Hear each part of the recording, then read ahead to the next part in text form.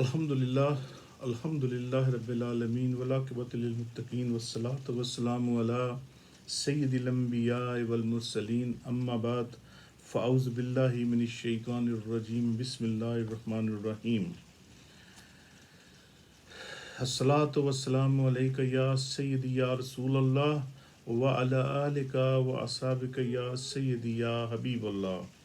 الصلاۃ والسلام علیک یا سیدی یا نبی اللہ وعلی آلک واصحابک یا سیدی یا نور اللہ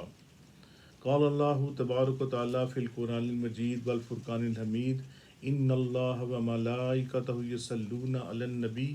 یا ایہا الذین آمنوا صلوا علیہ وسلموا تسلیما کثیرا کثیرا اللہم صلی علی سیدنا و مولانا محمد واصحاب سیدنا و مولانا محمد وبارک وسلم وصلی علیہ جزا اللہ عنا محمد مع و اہلہ۔ تمام تعریفیں اللہ رب العزت کی ذات پاک کے لیے اور ہر طرح کا درود و سلام نبی مکرم نور مجسم سرور کائنات تاجدار مدینہ صلی اللہ تعالی علیہ وآلہ وسلم کی ذات مقدسہ کے لیے۔ میرے عزیز دوستو بھائیوں، جیسا کہ آج کی ہماری ویکلی نورانی محفل سجی ہوئی ہے اور اس میں ہم نے مختلف قسم کی چیزیں سیکھی بھی ہیں، درود و سلام کی لذت بھی محسوس کی ہے، آیات بینات کا مزہ بھی لیا ہے اور محترم ڈاکٹر صاحب کی اسپیچ بھی سنی کہ جس میں انہوں نے بتایا کہ پیارے آقا صلی اللہ علیہ وسلم کا اخلاق کیا ہے اور ان کے معجزات کیا ہے، اور اس کے بارے میں جو کسی نے ان سے سوال کیا اس کے جوابات بھی پیارے آقا صلی اللہ تعالیٰ علیہ وآلہ وسلم نے عطا فرمائے۔ اور جیسا کہ آپ سب کو معلوم ہے کہ یہ بہت ہی مقدس اور مکرم مہینہ رجب المرجب جا رہا ہے اور اس کے تقریباً ہم مڈل میں پہنچ چکے ہیں، اور اس مہینے میں بہت سے واقعات رونما ہوئے،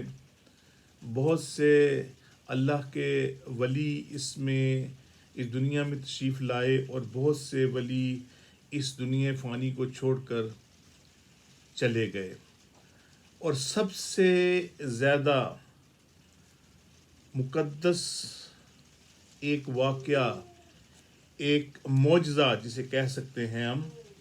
وہ پیش آیا جو کہ پیارے آقا صلی اللہ تعالیٰ علیہ وسلم سے منسوب ہے کہ آپ کا سفر معراج شروع ہوا 27 رجب المرجب کو۔ ایکچولی ہم کہتے تو یہی ہیں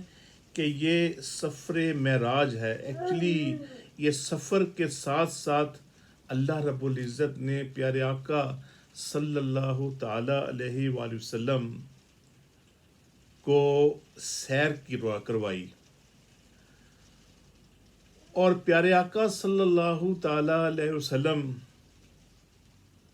سے ملاقات کرنے کے لیے اللہ رب العزت نے حضرت جبرائیل علیہ السلام سے ارشاد فرمایا کہ جبرائیل جاؤ اور میرے حبیب صلی اللہ تعالیٰ علیہ وسلم کو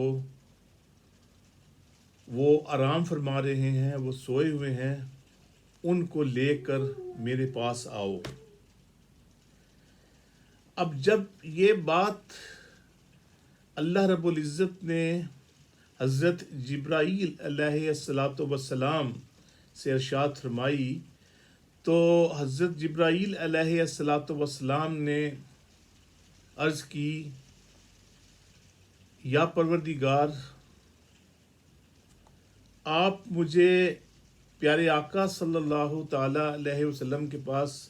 بھیج تو رہے ہیں، اور آپ صلی اللہ تعالیٰ علیہ وسلم اس وقت آرام بھی فرما رہے ہیں، تو میں جاؤں گا تو وہ کہیں ان کی نیند میں خلل نہ پڑ جائے، مجھ سے کوئی گستاخی نہ ہو جائے، تو میں اس چیز سے ڈرتا ہوں۔ اللہ رب العزت نے ارشاد فرمایا، جبرائیل تم ایسا کرو کہ تم جاؤ اور ادب سے جاؤ اور جا کر اپنے نورانی لبوں کو پیارے آقا صلی اللہ تعالی علیہ وآلہ وسلم کے پاؤں مبارک پر بوسہ دو۔ آپ کے اس نورانی بوسے سے، آپ کے اس نورانی ہونٹوں کی نسبت سے جب نبی پاک صلی اللہ تعالی علیہ وسلم کو نور کی کیفیت معلوم ہوگی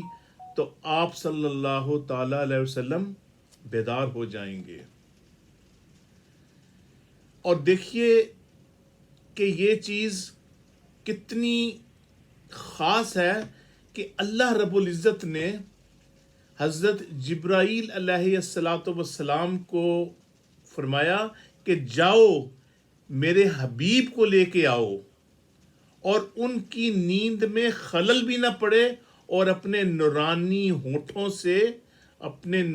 ہونٹوں سے پیارے آقا صلی اللہ تعالی علیہ وسلم کے پاؤں مبارک کو بوسہ دو، تو وہ نیند سے جاگ جائیں گے۔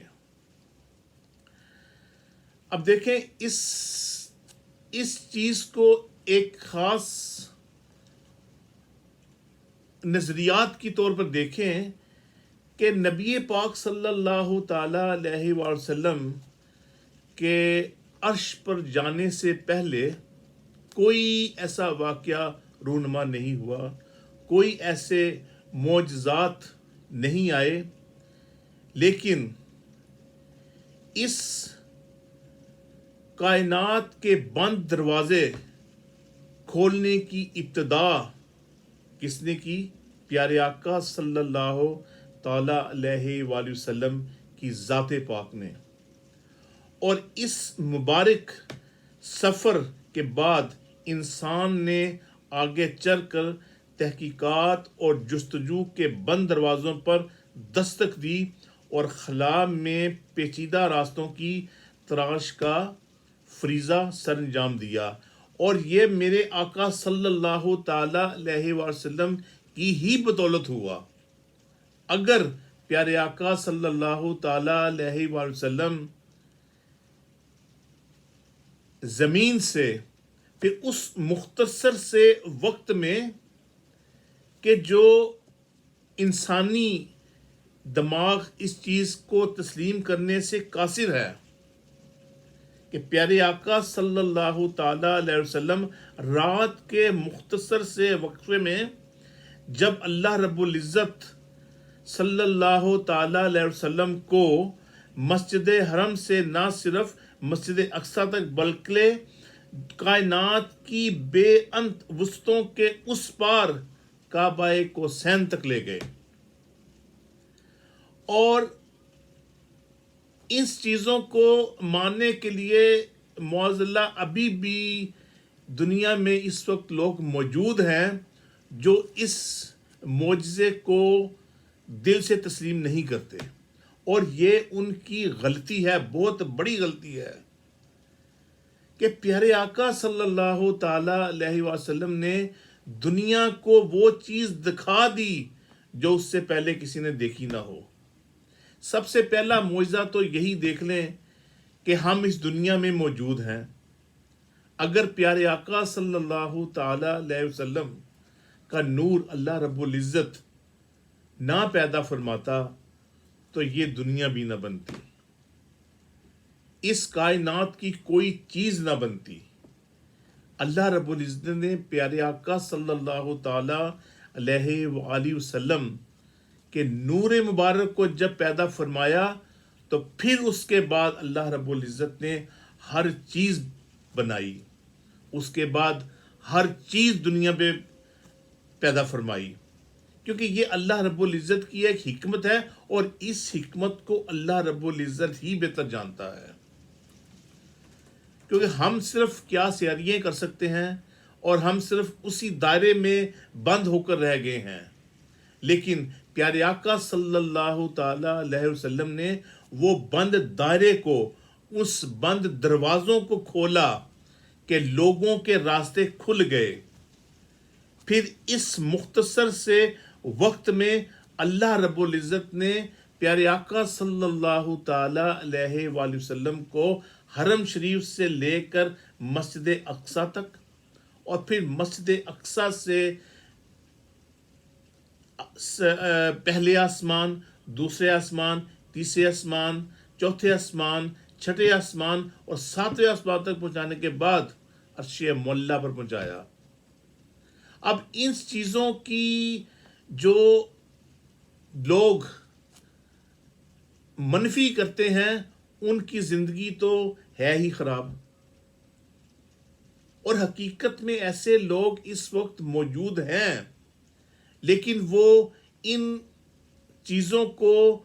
سمجھنے سے بالکل ہی قاصر ہیں، کیونکہ ان کے دماغ اللہ رب العزت نے ختم کر دیے ہوئے ہیں، کیونکہ وہ چیزیں ایسی پیدا کر رہے ہیں کہ جو اسلام کے بہت منافی اس وقت کام کر بھی رہے ہیں، اور اللہ رب العزت کے جو دروازے ہدایت کے ہیں وہ ان لوگوں کے لیے بند ہیں۔ اللہ رب العزت ان لوگوں کو ہی ہدایت عطا فرماتا ہے جس کو اللہ رب العزت پسند فرماتا ہے، اور اللہ رب العزت نے پیارے آقا صلی اللہ تعالی علیہ وسلم کی امت پر تو اتنی مہربانی عطا فرمائی، اتنی مہربانی عطا فرمائی کہ اس کی کوئی حد ہے ہی نہیں۔ اور پھر سب سے بڑی بات، اللہ رب العزت نے پیارے آقا صلی اللہ تعالی علیہ وسلم کو نبی پاک صلی اللہ علیہ وسلم کی امت کے بارے میں خوشخبریاں بھی سنا دیں، اور پھر یہ جو سفر معراج ہے، معراج کی جو سیر ہے، وہ پیارے آقا صلی اللہ تعالی علیہ وسلم کو اللہ رب العزت نے اس معراج کی خود حکمت خود بیان فرما دی۔ اللہ تعالیٰ ارشاد فرماتا ہے سبحان الذی اسریٰ بعبدہ، یعنی کہ پاک ہے وہ ذات جس نے اپنے بندے کو سیر کروائی۔ اب یہاں پر خود اللہ رب العزت سیر کا بیان کرتا ہے کہ میں نے اپنے بندے کو جو میرا محبوب ہے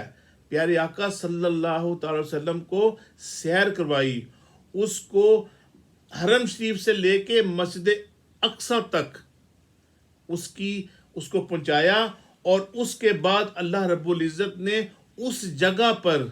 مسجد اقصی کے ارد گرد برکتیں رکھی،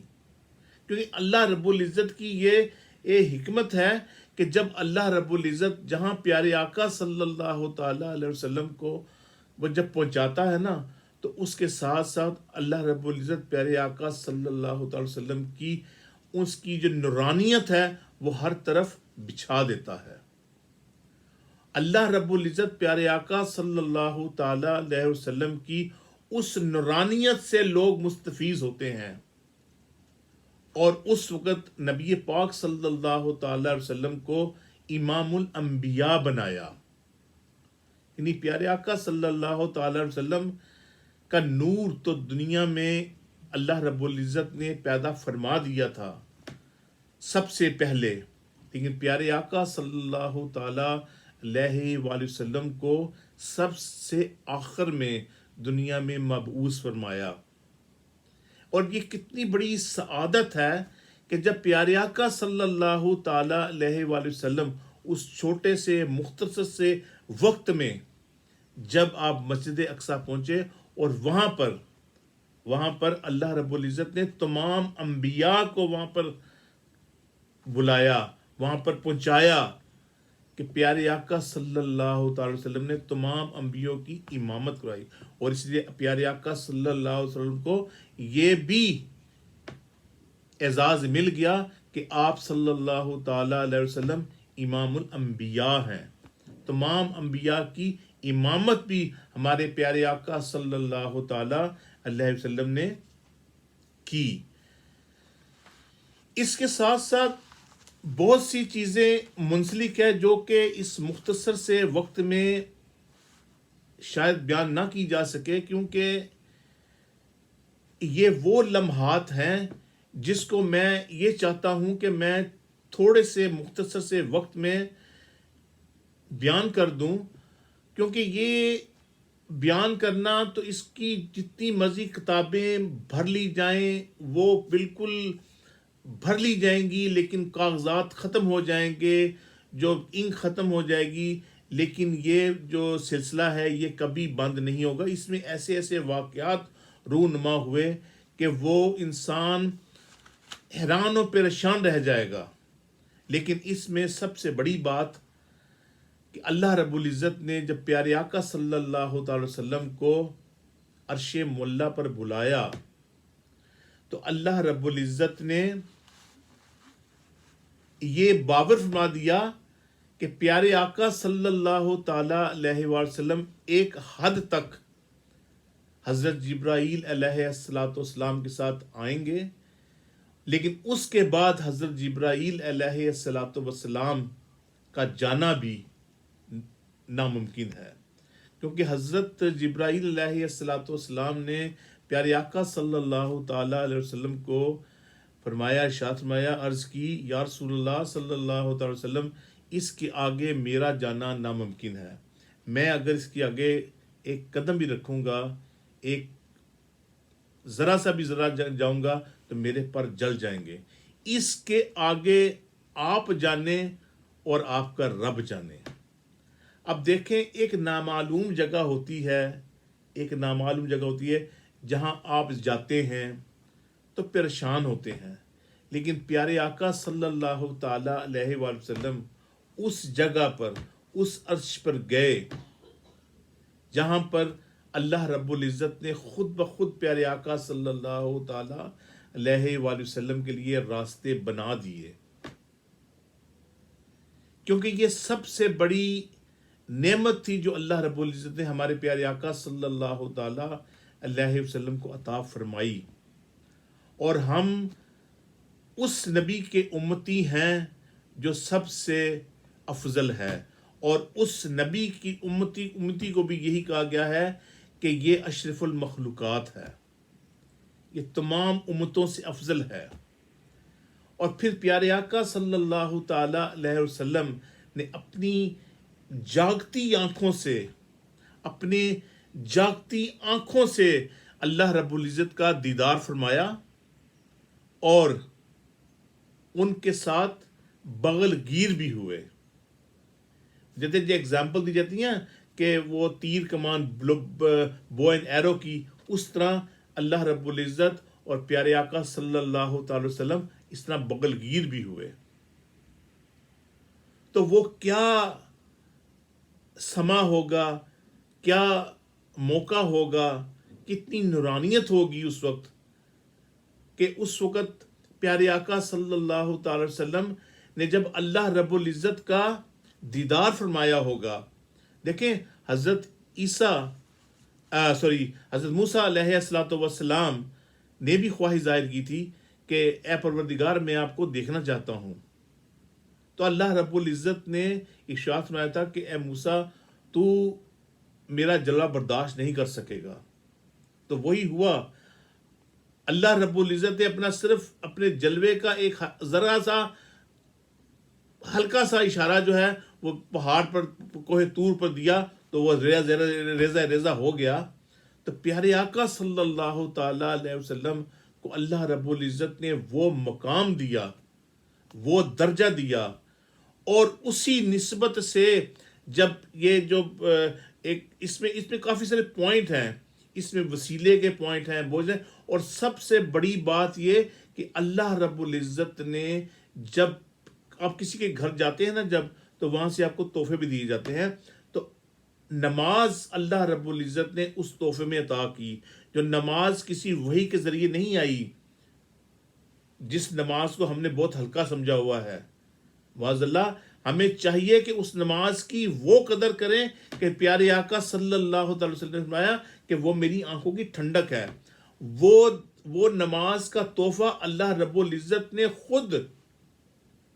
جب پیارے آقا صلی اللہ تعالی وسلم کو عرش پہ بلایا، معراج پہ بلایا، تو وہ خود عطا فرمائی نماز، اور اس میں یہ چیز بھی پیدا ہو گئی کہ پیارے آقا صلی اللہ تعالی علیہ وسلم باہر آئے تو حضرت موسیٰ علیہ السلام وہاں پہ موجود تھے، اور حضرت موسیٰ علیہ السلام کی دیدار نہیں ہوتا تو وہ نبی پاک صلی اللہ علیہ وسلم کا دیدار مبارک بھی کروایا. اس وقت اللہ رب العزت نے پیارے آقا صلی اللہ علیہ وسلم کو 50 نمازیں تحفے میں دیں. تو وہ بھی سلسلہ یہی ہے کہ بار بار حضرت موسیٰ علیہ السلام نبی پاک صلی اللہ علیہ وسلم کو واپس بھیجتے رہے. کیوں بھیجتے رہے؟ کیونکہ اس میں ایک حکمت ہے، اور وسیلے کی حکمت بھی ہے کہ وسیلے کو لوگ مانیں. کسی وسیلے کے تحت دعا مانگیں، وسیلے کے تحت دعا مانگو تو قبول بھی ہوتی ہے. تو یہی وسیلہ یہاں بتایا گیا کہ نبی پاک صلی اللہ تعالی وسلم کو اللہ رب العزت نے 50 نمازیں دیں. تو وہ باہر آئے اور حضرت موسیٰ علیہ السلام کے پاس آئے تو حضرت موسیٰ علیہ السلام اللہ رب العزت کا دیدار مبارک بھی کرتے رہے، اور ساتھ یہ بھی فرماتے رہے کہ یا رسول اللہ صلی اللہ علیہ وسلم، میری امت نے تو 2 نفل نہیں پڑھتے تھے، تو یہ 50 نمازیں کیسے پڑھیں گے؟ تو لہٰذا نبی پاک صلی اللہ علیہ وسلم، اللہ رب العزت نبی پاک صلی اللہ علیہ وسلم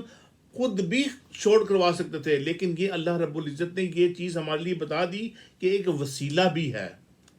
کہ وسیلے کے تحت دعائیں بھی مانگو. تو وہ وسیلے کے تحت واپس جاتے رہے، نبی کریم واپس آتے رہے، حضرت موسیٰ علیہ السلام اللہ رب العزت دیدار بھی فرماتے رہے. تو جب 5 رہ گئی تو اللہ رب العزت نے فرمایا کہ 5 رہ گئی ہیں تو تمہاری امت، اے میرے محبوب، تمہاری امت 5 پڑھے گی تو میں اس کا ثواب 50 کے برابر ہی دوں گا. اور یہ کتنی بڑی سعادت ہے ہمارے لیے، اور یہ سب سے بہترین تحفہ ہے معراج کا. پھر اللہ رب العزت نے پیارے آقا صلی اللہ تعالی وسلم کو یہ تحفے دیے، تو پیارے آقا صلی اللہ علیہ وسلم ہمارے لیے تحفہ لے کے آئے. تو اس کے بعد جب زمین پر تشریف لائے تو وقت تھم چکا تھا، جتنا رات کا ٹائم تھا وہ تھم چکا تھا، اور وہ اسی وقت میں آئے. اسی وقت جو نلکے کا جو پانی تھا اس سے اسی طرح ٹپک رہا تھا جیسے وضو کیا جاتا ہو، اور دروازے کی کنڈی ہل رہی تھی. لیکن جب کفار کو اس چیز کا پتہ چلا تو یہاں پہ اور بھی بہت ایسے طریقے جو ہیں جو بیچ میں اس کو میں تھوڑا سا سکپ کر گیا ہوں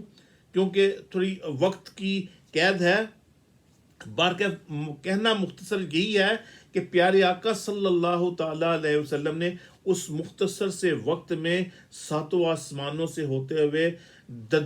دوزخ اور جنت